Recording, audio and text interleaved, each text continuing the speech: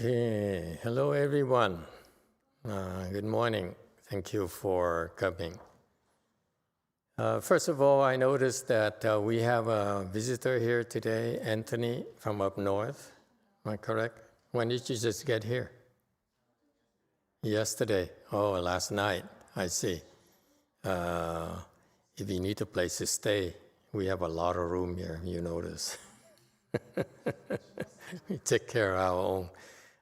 He's from Ukiah. He works in Ukiah, near the CTTB, City of 10,000 Buddhas. I think that's one of the reasons why he moved up there, is to be near the City of 10,000 Buddhas. But unfortunately for him, they're not open yet. Like most Chinese temples, right now, they're not open because of the COVID concerns. So that's why he's wandering around looking for something to do until they open. So welcome, and be nice to him. Let's see.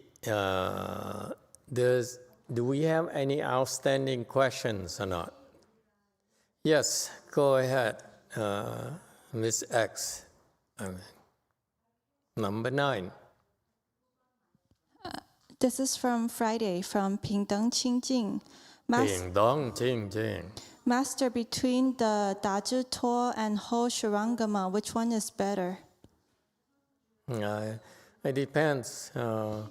If you can recite the whole thing, it's better. But if you don't have time, then the small one, the Sinjo, the mantra heart, is okay. Okay, of course, when you recite the smaller mantra, the subsection of mantra, the more you recite, the better it is. Yes? This is from Let Go. How bad is it to live next to a deserted mental hospital? Is it less bad compared to an operating hospital? Do you recommend moving to? Do I recommend moving to a deserted mental hospital? Do you know of a place like that in Los Angeles? Is that a good price? I'm interested. Why would you want to move into a deserted mental hospital? Master YongHua, his City of 10,000 Buddhas used to be an asylum. It was abandoned years ago because they ran out of water. They couldn't find any water, so they had to abandon it. And then so it was vacant for a long, long time until Master YongHua Heng Lai found it on one of his trips. And that's how Master YongHua found out about it and bought it. And as soon as he bought it, he dug a few wells, dug a few times and found a well. That's how they got the water. That's how they got it going again. So it used to be an asylum for crazy people. So a long, long time ago, it's been around for a long, long time. And because of that, when they took over, they still have a lot of these crazy ghosts. It turns out that I know a particular Malaysian monk who came to the City of 10,000 Buddhas for professional reasons, and he stayed on because he's liked and he likes them and they like him and so forth. And someone else, I know that they have encounters with crazy ghosts at night. The crazy ghosts would come and harass them. So I know for a fact that these mental hospitals, whether it's deserted or not, they still have a lot of these mental ghosts. So that's why I wouldn't recommend you buy one, but I wouldn't mind buying one if the price is right. Okay, because we are not afraid of those things. I would try to imitate my late Chinese master and buy it and colonize it. Okay. Yes, number 9. I think he's asking if you live next to a hospital, would you recommend moving? Mental hospital or regular hospital? He mentioned the deserted mental hospital and an operating hospital. Would you recommend moving if you live next to it? Does he know any deserted hospital at all? I don't know. This was from Friday's questions last week. This was from last Friday's question. No, last Friday. Was it in the United States? Let go. Okay. Well, anyway, ask him if it's in Northern California. I'm interested in establishing our Dharma up there. So the answer is similar. It's the same answer. Mental hospital have crazy ghosts. Regular hospital has regular ghosts and demons. Pharmacies have their own drug ghosts and demons. So be it. But so for normal people, ordinary people, they should be careful and avoid those places. But for us, we're not scared. We're always looking for a good deal. Speaking of greed. Yes, number 9. That's a lot of questions. This is the last question from 平等清净. 平等清净. 平等清净. Master, would you help the Mexico military who go around to vaccine people, but they are not given the vaccines by order of government? Why would I help them? They're in Mexico.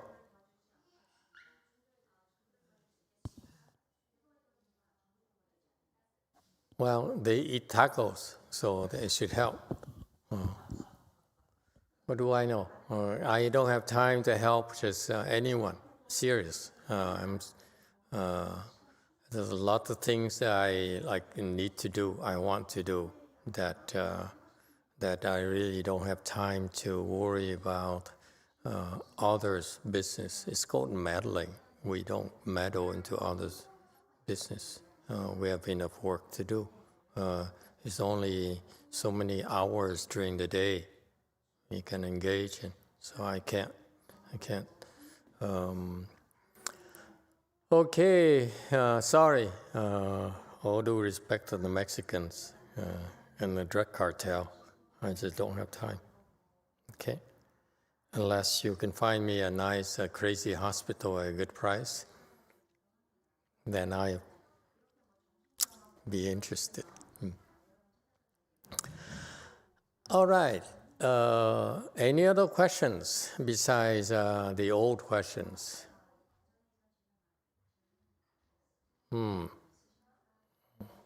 Okay.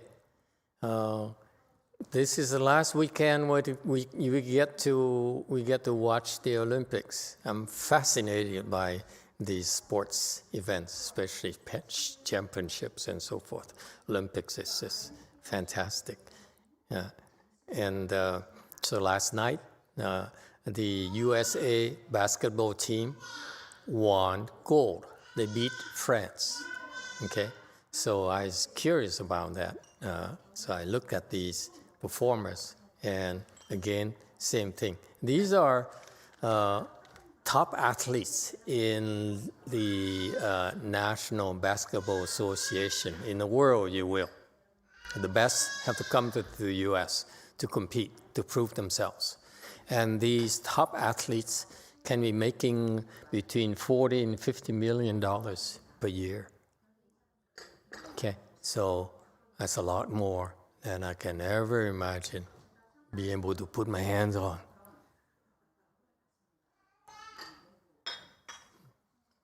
Thank you very much, boy. You gonna go hiking soon? Camping soon? Okay, think about it.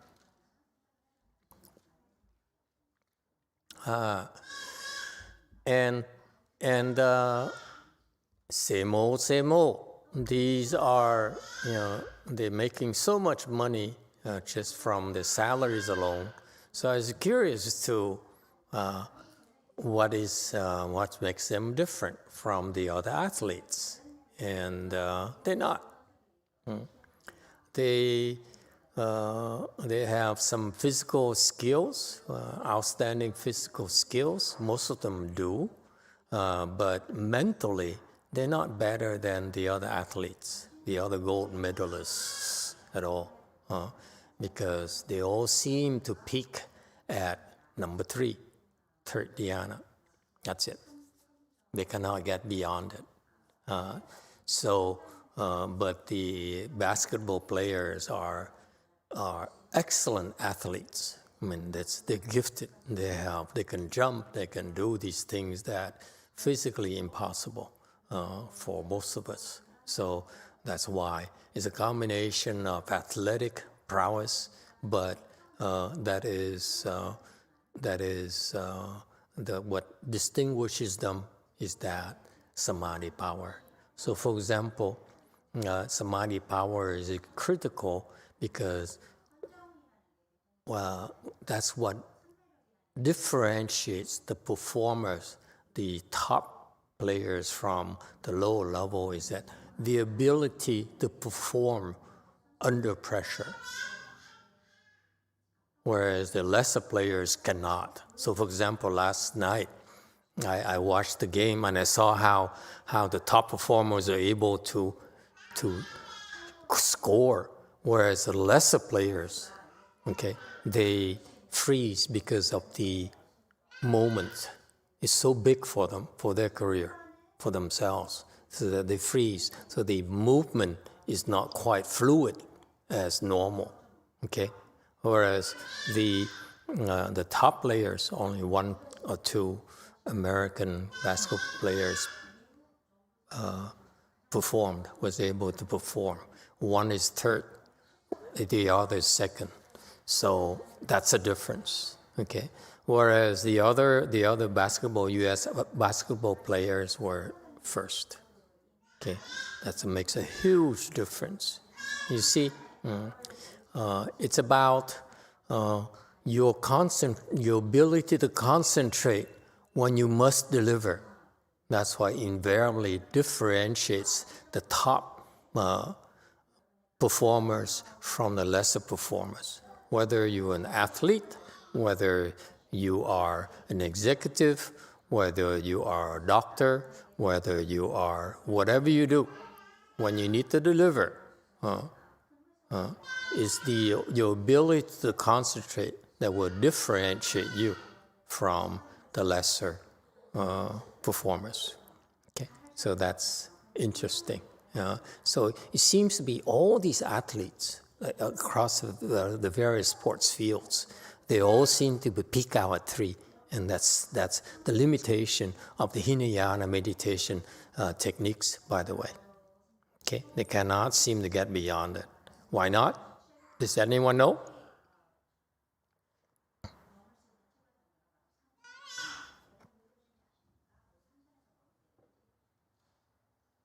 Anyone? Why? Why is that? Yes, number 8. Master, is it because all the monks or whoever the sangha that are training them are only at that level? Yes. And what else?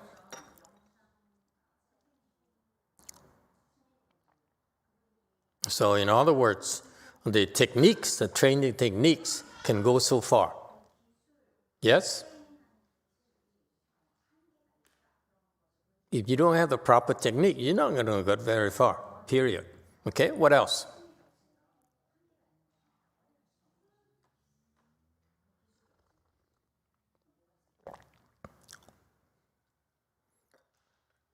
Why do you think you spend 8 years training somewhere else and you go to a new place and all of a sudden you improve?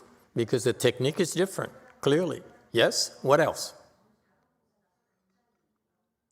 Is that it?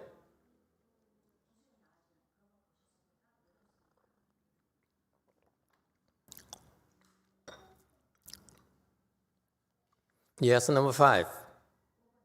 Thank you, Master. I think I remember you talked about how there's a good feeling at the third dhyana, so it's easy to fall into this trap and never get out of it. Okay, very good. That's another big reason is that, especially those of you who get the third dhyana, okay, you run into this problem that most Hinayana teachers, most teachers don't know, okay, and that's why they got stuck there themselves. It's this, you become attached to the good feeling. It feels good during the sit and after the sit. And it manifests itself in the forms of, you feel good about yourself. You think you're special. You know, I feel so good. I don't need anything else. I don't need you. I don't need you to tell me what to do. I feel good already. I'm special. And especially if you're an athlete, if you have some kind of success professionally, you said, see, I'm feeling good, I'm respected, I'm better than everyone else, okay? So why should I change? They become overly self-confident. They say, I know it all. It's the same, it's the pitfall of these people is that they think they're better, and then they know it all. Sounds familiar? Does it sound like yourself? If you feel that way, congratulations, you're Hinayana materials. You can deny it all you want. If you feel good about yourself, you think you're special, and you think you can figure it out, you know it all, you're Hinayana materials. Anyone feels Hinayana materials, please raise your hand. Now is the time to be honest.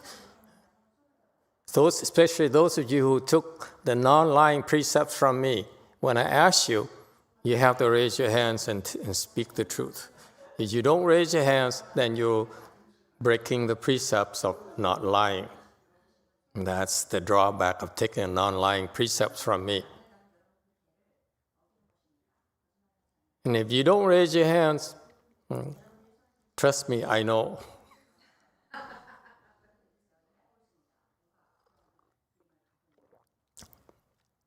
You think you're special, You are, you have a big boss. You have special background.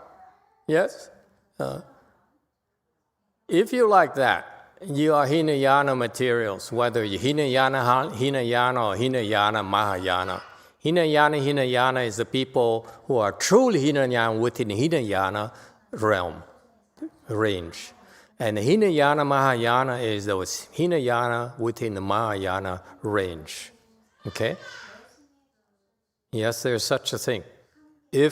Let me reiterate for you, if you think yourself Mahayana because your master is Mahayana, like me,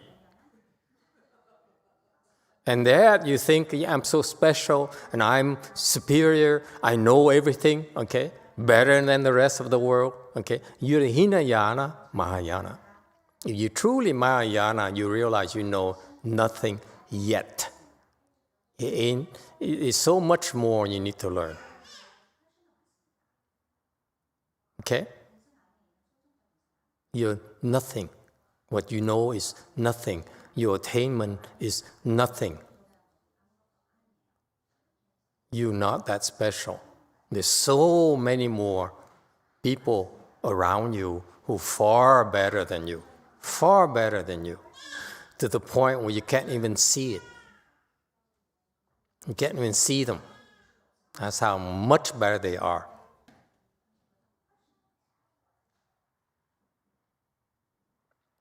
Number 9. This is from Alta D. What are basketball players' samadhi power? Samadhi is just the ability to concentrate. That's all. The level, as I said, the top one last night I saw from America is a third, and the second best is second, and the rest is ones and and zeros. Okay, so that's in a world of Chan. That's nothing at all, nothing to even write home about. You'd be so ashamed of yourself. You think you only reach that level. Okay, so it's a real pitfall right there. That granted their achievement and your achievement to get the third dhyana is incredible, because look around you, how many people can reach third dhyana like you or higher? Most people can't. Most people who meditate cannot reach third dhyana. Most of disciples of the YBA who learned Chan from them after Master YongHua didn't make it to third. None that I know of. Okay? So that's why they don't talk about samadhi. You can tell the people who don't have the technology don't talk about it, because if you talk about samadhi, you talk about improvement, your student's going to ask you, where am I? How do I improve? It's very clear. All they talk about is talk. Feel good. You special. Okay? Enjoy yourself. Whereas the true Chan that my master taught, Master YongHua taught, is hard work. Work.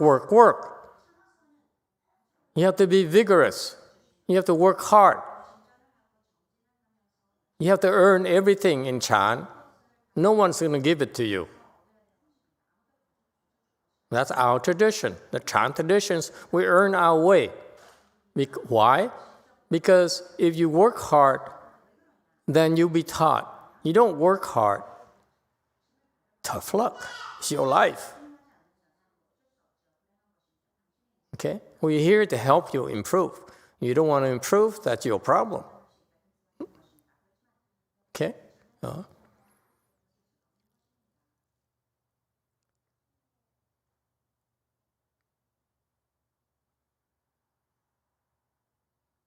So it brings me to something we've been holding back for a long time.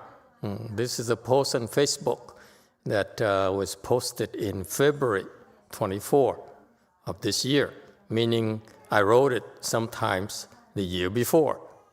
Okay, we have such a backlog of these posts.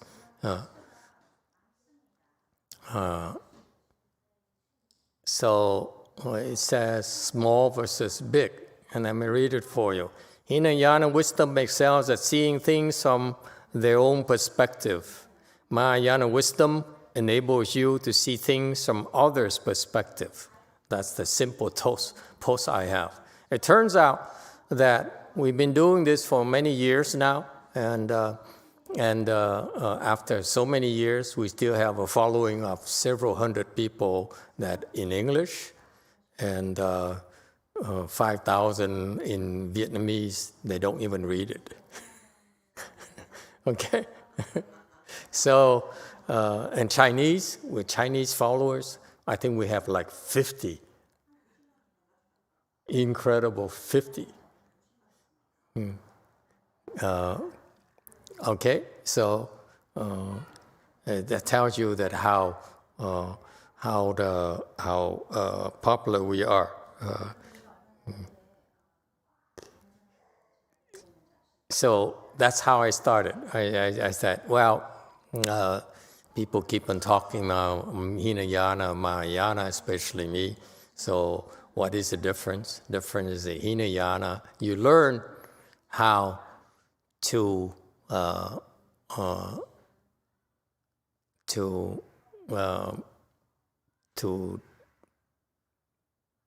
be better at analyzing and seeing things from your perspectives. And that's why it's very popular with the intellectuals, with worldly people. They want an edge, so they want to be able to analyze and see through things faster and better. Okay, the Mahayana wisdom is that we forget about ourselves and we grow, we improve by learning to see things from your perspectives.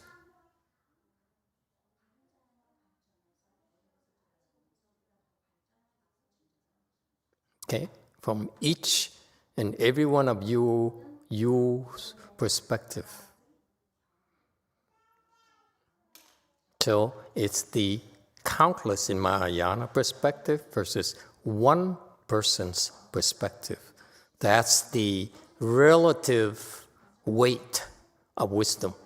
One versus the countless.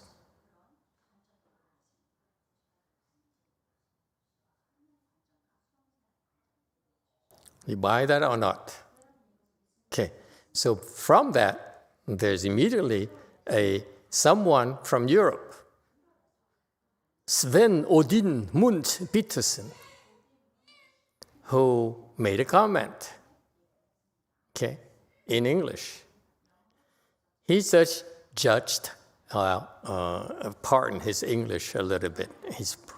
Let me read it for you. He just judged the entire school. Again, the tense is wrong, the punctuation is wrong. Congratulations on being incredibly self-serving, your own ego. So he and you see, that's what happened to these people. Their English, the grammar leaves a lot to be desired. No wonder Buddhism was never united. Even today, cultism prevails. Again, conjugation of the verbs. Okay? But it's okay. We need to look beyond the facades. Yes? Most scholars today no longer use the term Hinayana as it's considered impolite and condescending. But I guess he did not get the memo. So many bhikshus and bhikkhunis on social media shines with the very ego they should let go of. It's amazing. Fascinating. Okay. So that's a comment. And for some reason, we've never been able to address this until today because we ran out of things to talk about, clearly. And we just brought up the topic of Hinayana versus Mahayana. So I thought it might be appropriate. So what do you think? He just judged an entire school. What school is he talking about? Okay, the school, this guy here, from the way he writes English, clearly is learn English in school, at universities, but was never here, or never went to England to learn English properly. That's why the English is kind of inadequate. But it's okay. The academians, they need to pick up a few languages if they want to go for their PhD programs, so they need to learn more, one or two more languages, okay, as part of their curriculum. And so English clearly is a popular language, and he probably learned that. He's probably some sort of junior professor somewhere. Why do I say that? Because a senior professor in Buddhism or whatever would not bother reading my Facebook posts. I'm too small, too low for them. Okay? So these people, these junior people, probably associate professor, untenured professors, looking for inspirations, looking for perspectives in Buddhism they didn't have so that they can write papers themselves. You see? So that's why I feel this is more like a lecture or a assistant professor, okay, not tenured yet, okay? And because the tenured ones, especially the senior ones, would not bother with my post at all. Again, I'm too small for them, okay? Too green for them, okay? So he's just an entire school, okay?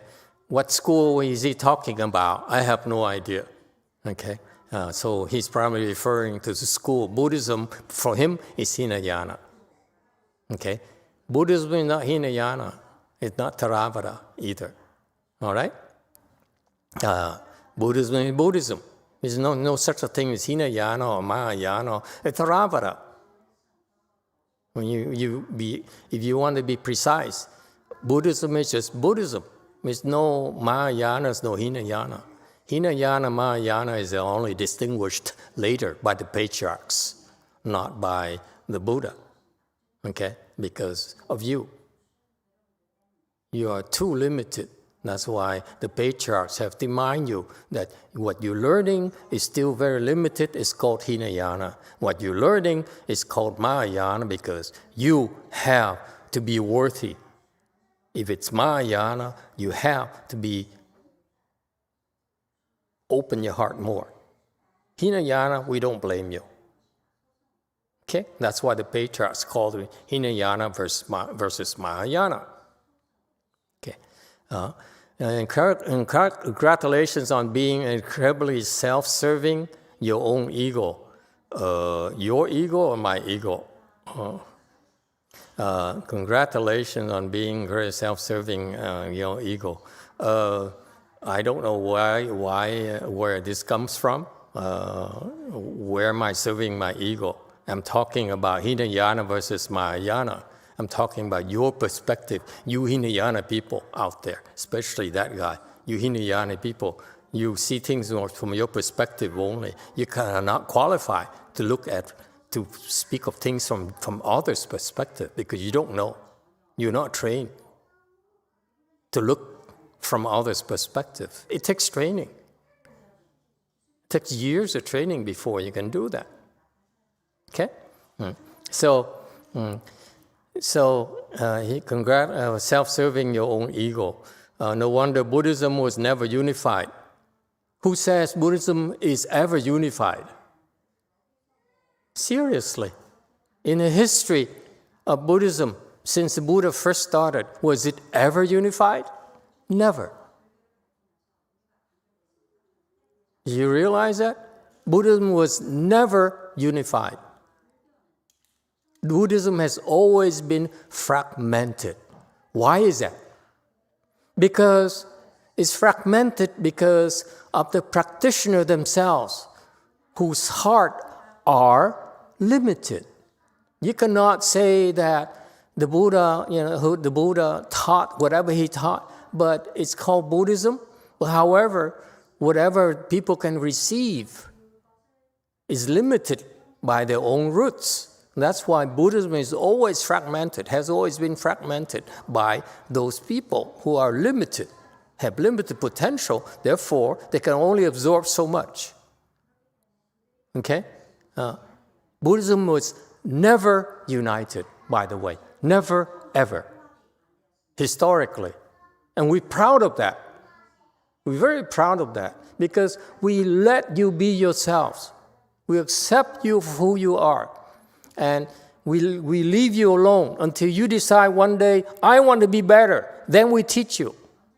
Until you want to be better, none of our business. Okay? That's called respect. We don't impose our views on you. You have to decide for yourself what's best for you. Okay? So it's never... only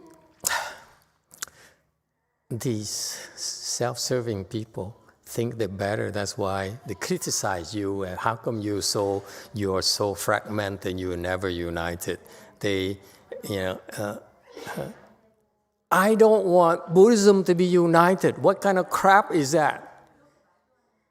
You can be yourself as Buddhist. You can be Hinayana, you can be Mahayana, you can be Theravada, you can be whatever you want to be. That's what Buddhism is about. Did you know that Buddhism also embraces Catholicism? Don't tell Daniel that. That's why we tolerate him. You know that we also tolerate Mormonism. We also tolerate, Islam. Okay? Buddhism is, we don't look at it as non-Buddhist. We look at it, all of it as Buddhism. So, to inferior people like him, we look like we are fragmented. But actually, in Master Hsuan eyes, he sees Buddhism as the whole block. He says, yes, this is America, United States of America. Therefore, we have communities that are Hmong, who just got a gold medal in gymnastics for women. And there is communities of Vietnamese, okay, who refuse to take vaccines, okay, because they're Republicans, and so forth. See, that's America right there. We're United States because we're different, but united under a bigger thing. But we allow fragmentation. It's perfectly okay. That's why we call united, okay? Buddhism is that way as well. We allow for differences of opinion. We allow for difference of beliefs. Okay? We call ourselves Wei Yang, okay? Because our Wei Yang style is different from the Wei Yang of Master Hsuan disciples. Okay? It's still Wei Yang. You understand Wei Yang, it's still Wei Yang.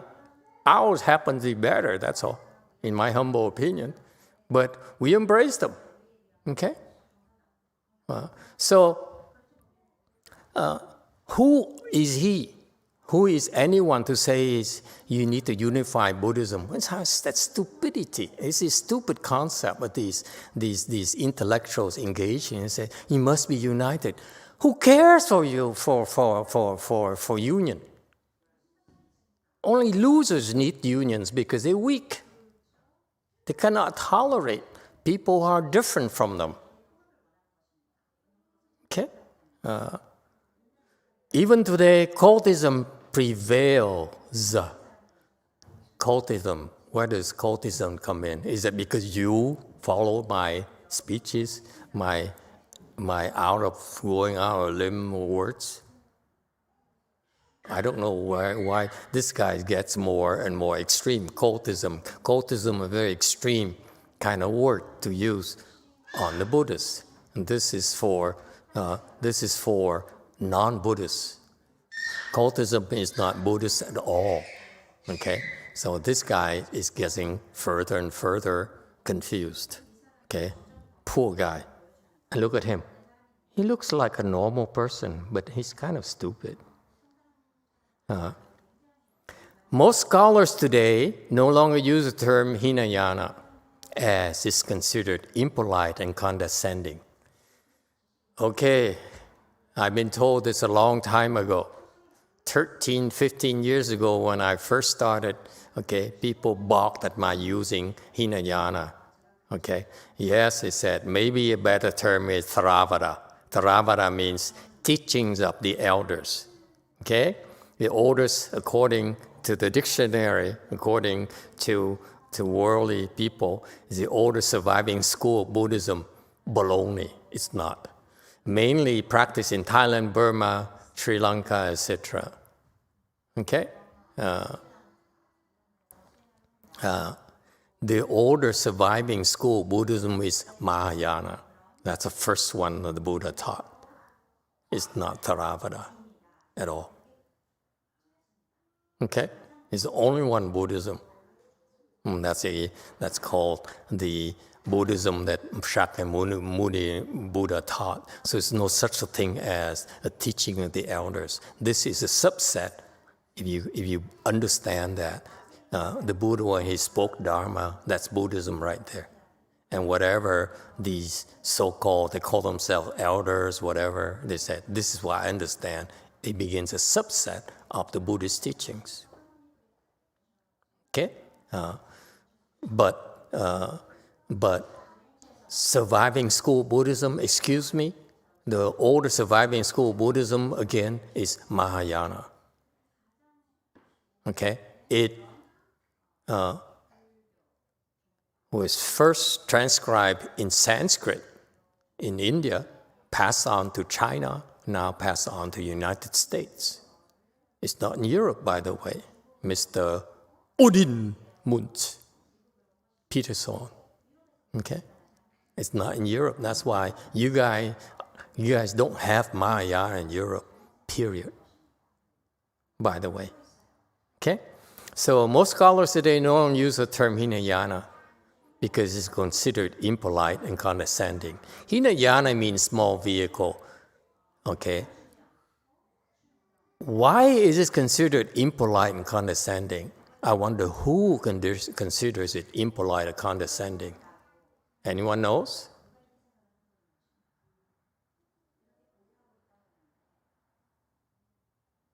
I've always avoided talking about this until today, because I know I only offend more people.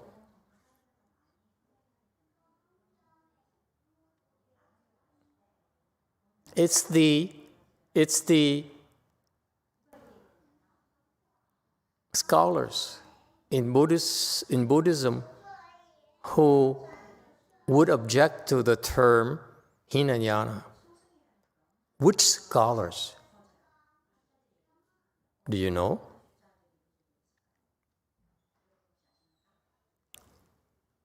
The Theravadan scholars.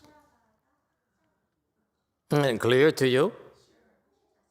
They are the one who says, we are the older surviving school of Buddhism. We are Sri Lankans. We are Burmese. We are Thai scholars.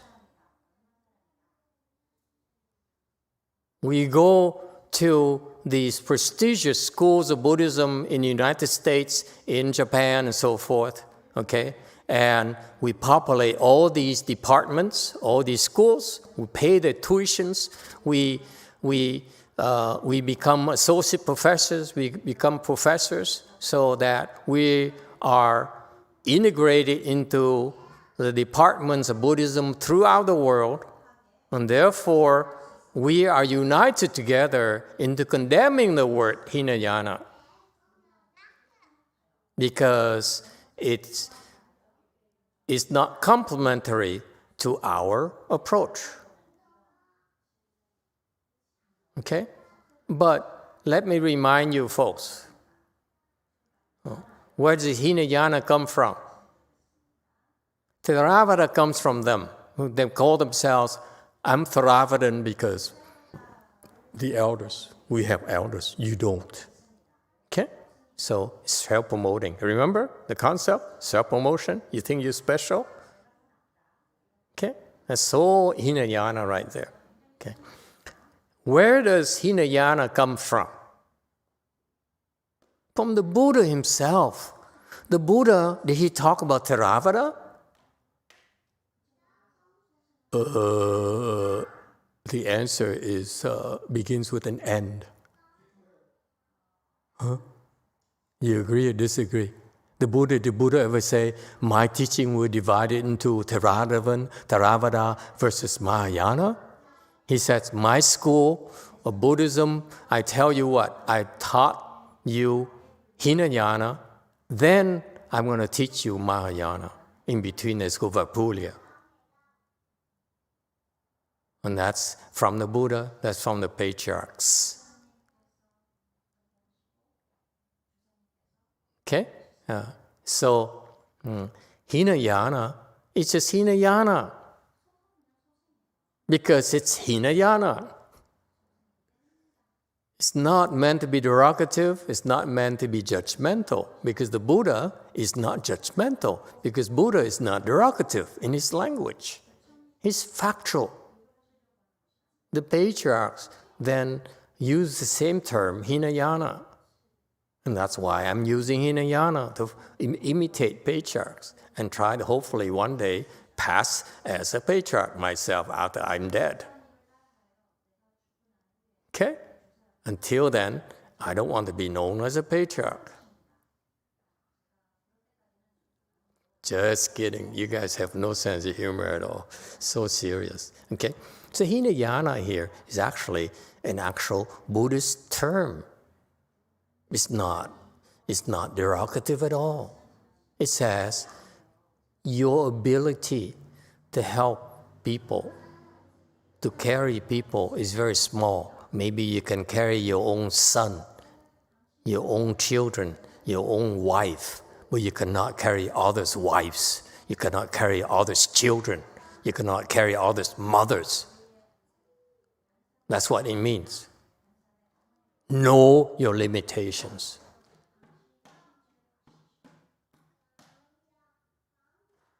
Okay? Whereas Mahayana is that you can carry those, but you can do even better.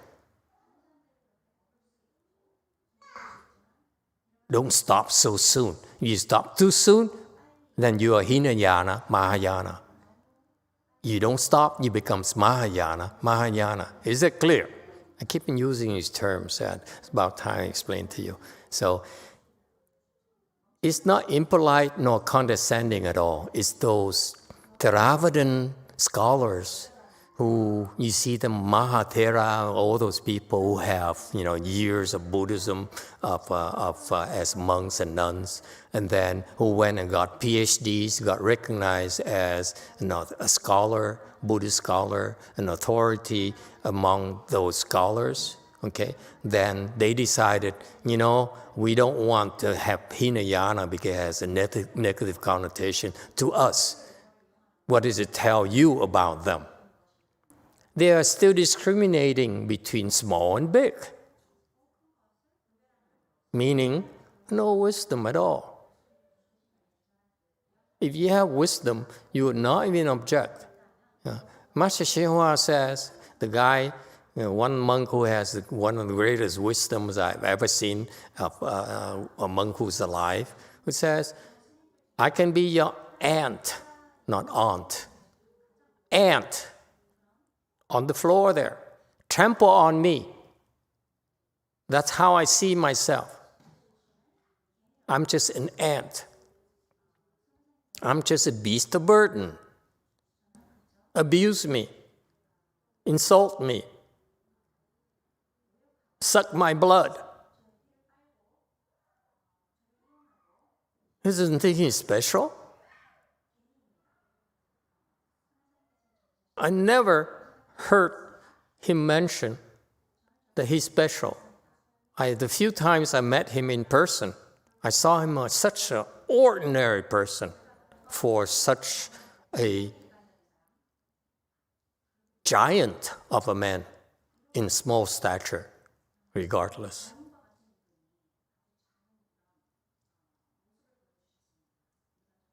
Okay? So I feel sorry for these scholars who bought into it and say it's impolite, condescending. I, for one, don't buy into the concept of being impolite, condescending. That's why I keep using Hinayana, because that's what the Buddha uses. It's not my invention, and it's the intent is not derogatory at all. But I guess he didn't get the memo. Okay.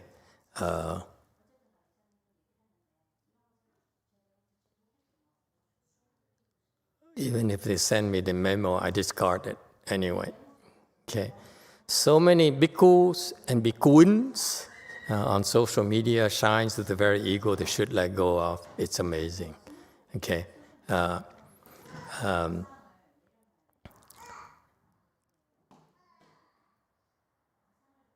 What else can I say about this guy? He not only attacked me, but he also attacks the other bhikkhus and bhikkhunis as well for the big ego. So he lumped all of us together into this egotistical kind of bhikkhu and bhikkhunis, and that's why we are not united as Buddhists. Congratulations, Sven Odin Munch Peterson. You confused. Okay?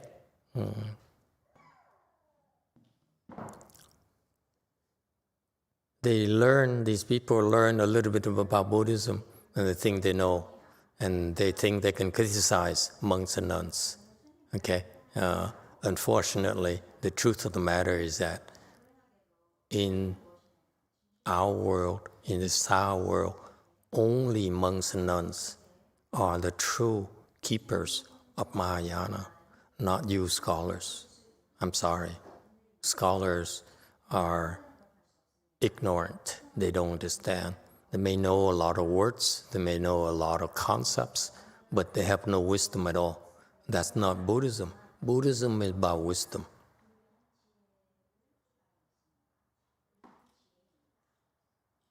Okay? It's about having the samadhi power so that you can unfold your wisdom. It's not about learning at all. Learning is a very low level of Buddhism. Okay? Book learning is nothing at all in Buddhism. They should be ashamed of themselves. Okay? They feeding off something called Buddhism to earn a living and make a name for themselves. And they are falling short of what Buddhism is about. Questions or comments? Honestly, I find it hard to understand why my master would even encourage his pupils to go get PhDs in Buddhism.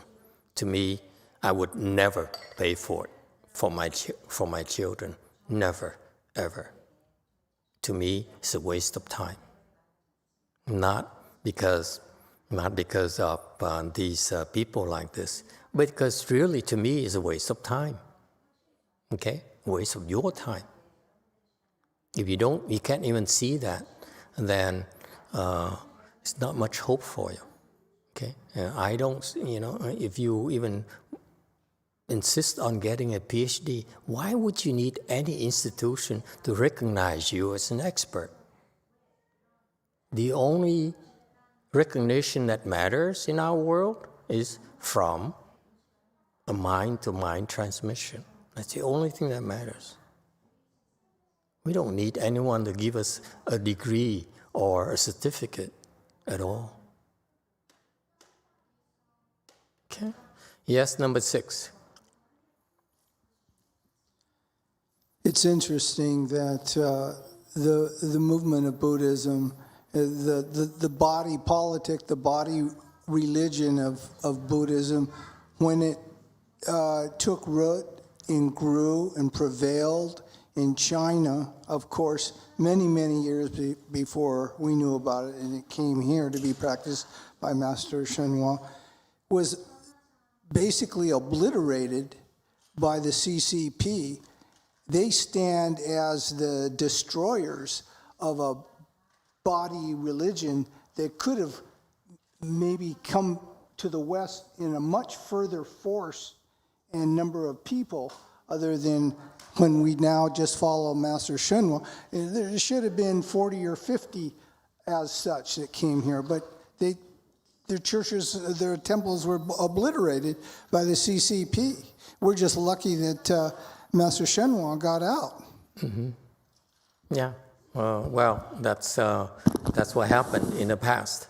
But that's the nature of Buddhism. It's not just from China, but it also had to run away from India as well.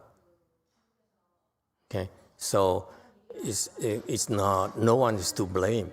In Buddhism, it's called the conditions have ended, so you have to move on. That's all. It's no one's fault. It's not the communist fault. It's not the Chinese fault. It's not the Indians' fault. Okay, it just is. It's time to move on. That's all. Yeah, and it's time to move on because the ground is more fertile here in the West. And so we're not beyond that. We have to move to where it's fertile, where we can do the most good. Okay? Yeah. Otherwise, it's too much an uphill battle. It's not a good use of our time. It's a waste of time. Okay? Yes, number 9. Master, the way the person criticizing you and other venerables, is it considered an offense in Buddhism? Yes, he'll go to the house, but it's none of our business. But this guy here, not only is he going to the house, he's basically will not be able to encounter any real inspiration for his professional work in Buddhism. He's basically no hope. Yes, 8. Master, I think a big problem we have in the West is that we have such a big ego that we think we can figure it out.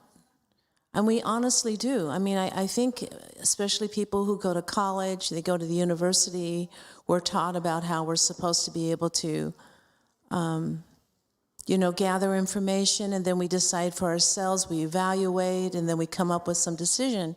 And so for a lot of people, it's like a smorgasbord. They take a little of this, they try this, then they try a little of that.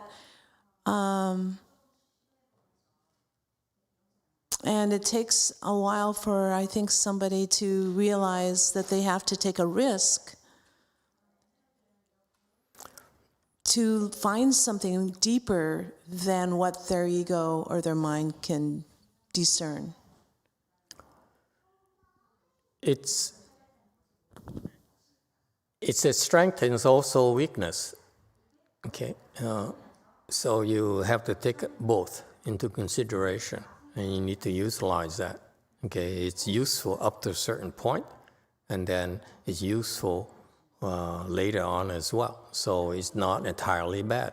It's just as a teacher, you need to recognize it and learn to help people utilize the skills. That's all. It's not. You don't have to reject it. It's a good thing. Okay, let's face it. The fact of the matter, even though we don't have the same tradition as the Asians, but here in the West, right now, we have, in my generation and your generation, the level of samadhi and wisdom here in the U.S. is higher than in China or in India.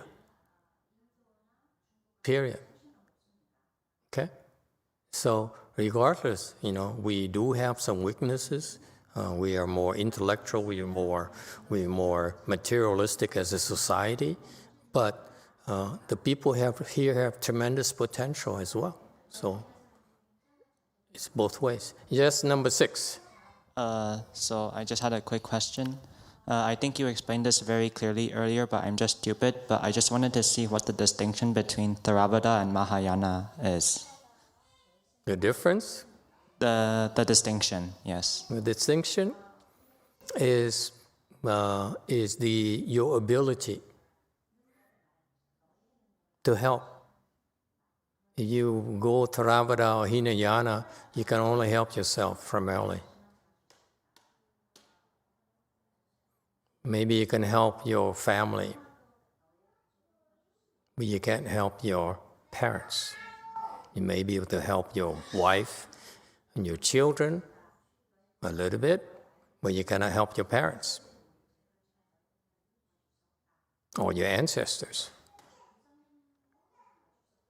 Mahayana is we go through a much harder, much more demanding training program so that we have more skills to help not only our family, but our neighborhood, our community, our country, our world. And if you are that good, our Dharma realm. That's the difference.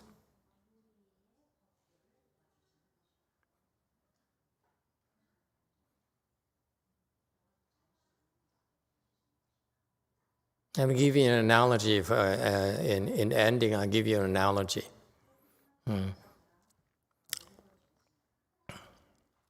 Everything is about building the proper foundation.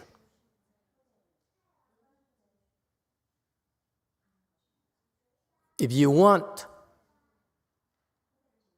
To build a skyscraper, you need to start first with a foundation, the proper foundation.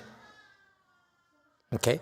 So if you build a foundation, let's say you start out, you say, I want to build a skyscraper, I want to be the tallest skyscraper there is, okay? Or ever. Let's go with something that you can understand.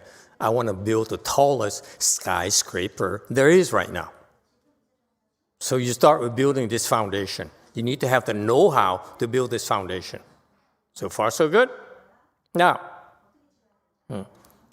if you're Hinayana persuasion, your foundation, I give you the analogy only, it's not the case, is that you start with these concrete blocks. Yes? You build these concrete blocks. The concrete blocks, as you know, they are outside is concrete, inside is hollow. So you build this huge foundation made of concrete blocks. But guess what? You don't have the know-how or the experience. That's why you leave the inside empty. So you build this structure here. You build based on this foundation of empty concrete blocks. So eventually, as the weight increases, it will crumble on its own, by its own weight. It cannot carry that much weight. That's Hinayana. And that's very troublesome when you think about it, because you invest years of your life, so much money building this structure, and you don't realize inside it's hollow, inside it has its faulty design, faulty engineering. So you spend your entire life building this. You're building this failure because it cannot be the skyscraper that you want, you hope to achieve, will be limited in terms of how tall, how much weight it can carry. That's Hinayana. It's too late. You have to break it all and fix the foundation again. That's why it's so damaging. That's why I call it's a waste of time. It's none of my business, none of our business. If you choose to build that way, it's your life. We're not trying to tell you what to do.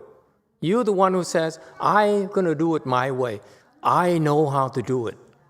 I'm so sure. My father did it, my mother did it, my grandfather did it, okay? I'm so sure. The fact is that my father built, a 10-story building already. What have you built? Nothing. We have this track record already. So they keep on building, and then they find out in your generation, the 10th story will begin to have some problems to the point where you're going to crumble like the condo in Florida. What are you going to do? That's the difference. The difference is that we know the hollowness in those concrete blocks are analogies for the pitfalls that will prevent you from building higher and higher. Mahayana knows it. Hinayana doesn't. You see the analogy? Your knowledge is limited, and yet you would stake your life on it. And people's lives on it. That's the difference.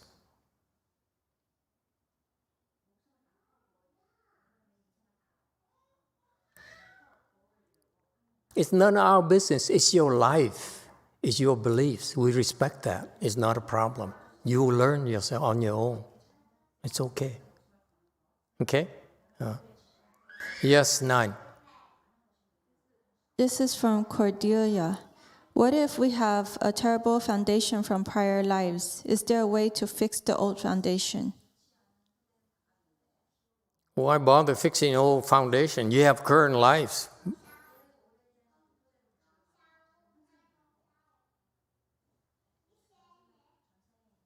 Okay, it doesn't matter from the past. Doesn't matter at all. You have a chance right now. You encountered Mahayana. You encountered Wei Yang. So build it, their style, and see what happens. Okay, and ultimately, it's not about Hinayana, Mahayana. It's about you. If you have the blessings, you believe. You don't have the blessings, we can't force it down your throat. It doesn't work. You suffocate, you die. If you force it down, we force it down your throat. Okay? So that's why there's not much that can be done. Whether it's Hinayana or Theravada, it doesn't matter. That's why we embrace it all, because you can do so much with a child's mind. That's the reality. You just have to wait. Okay? Because people like the Hinayana people, in this generation, they build up to the 11th floor, it crumbles, they say, wow, something is wrong. We better fix it. We better figure out what's wrong. And they said, well, maybe the foundation is not good enough.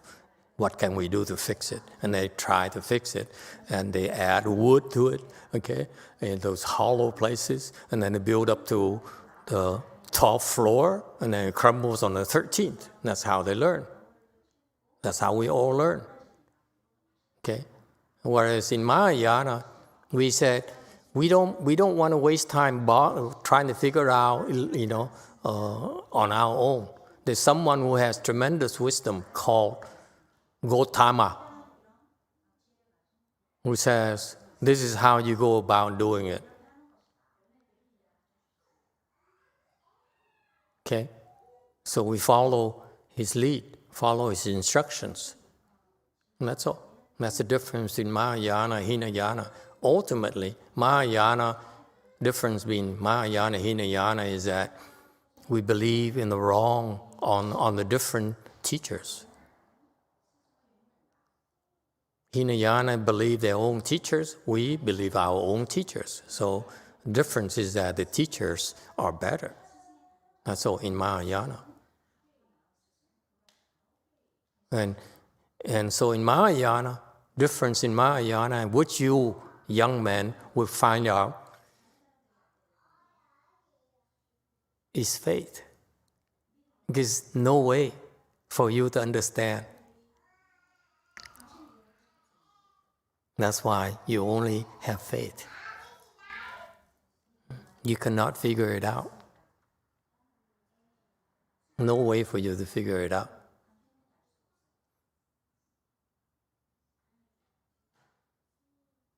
And that's why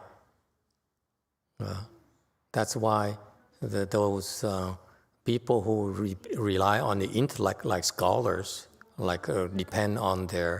on their understanding, on their brains, and their smarts, their intelligence, they cannot learn Mahayana because they fool themselves.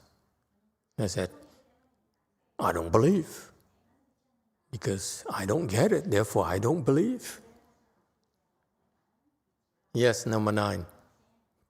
This is from Pingdeng Qingjing. Master, what do we need to do to build our foundation of Mahayana for this life? I'm trying to figure it out myself. Goodbye, everyone. Thank you. Let's go all go have lunch.